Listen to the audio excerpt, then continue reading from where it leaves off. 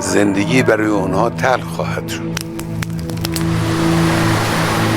فکر نکنند که زدند و تمام شد.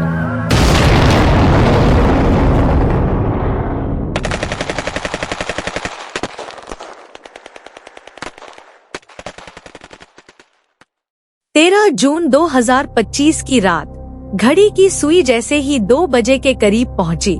मध्य पूर्व के इतिहास में एक भयावह अध्याय की शुरुआत हो गई।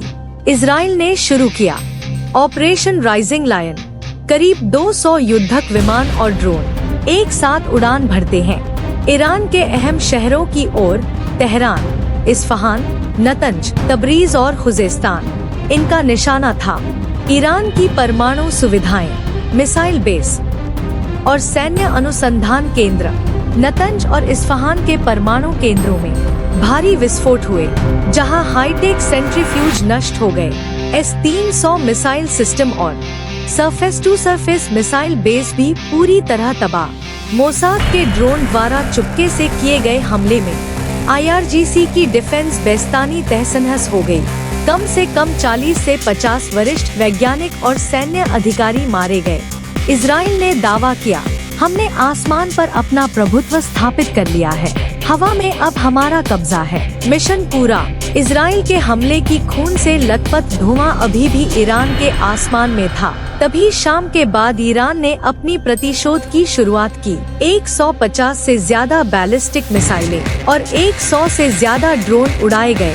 इजराइल के टेल अवीव, बियरशेबा और तेल अवीव की ओर रात का आसमान रोशनी से भर गया। फिर भी इजराइल की आयरन डोम रक्षा प्रणाली ने अधिकांश हमलों को सफलतापूर्वक रोक दिया, लेकिन 22 से ज्यादा लोग घायल हुए और आम जनता में डर फैल गया।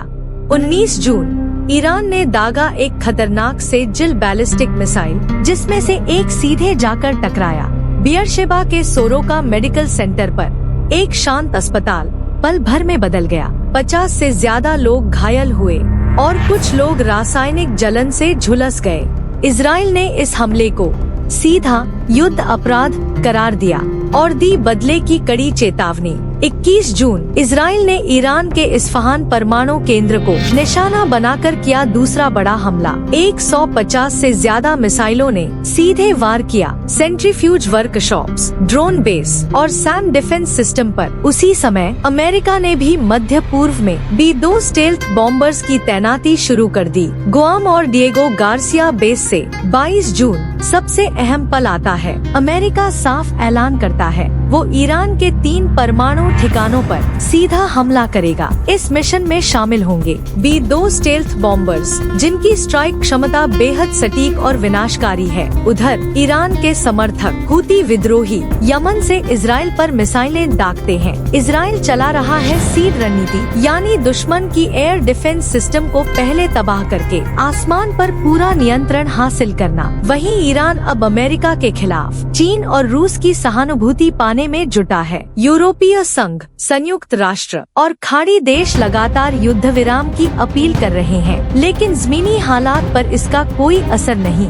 मानवीय संकट अब और भी गहरा हो चुका है। ईरान में 630 से ज्यादा लोग मारे गए और 1300 से अधिक घायल, जबकि इजराइल में 350 से ज्यादा घायल और 25 से अधिक परिवार पूरी तरह तबाह।